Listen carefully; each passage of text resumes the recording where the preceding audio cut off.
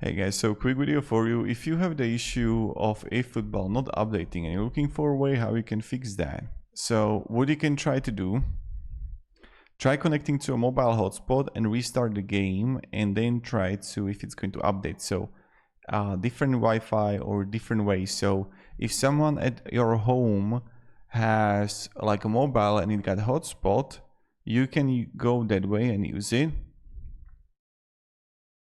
And you should be fine. So try it out, maybe it's going to help you. I hope it does, and I hope it's going to fix the issue for you.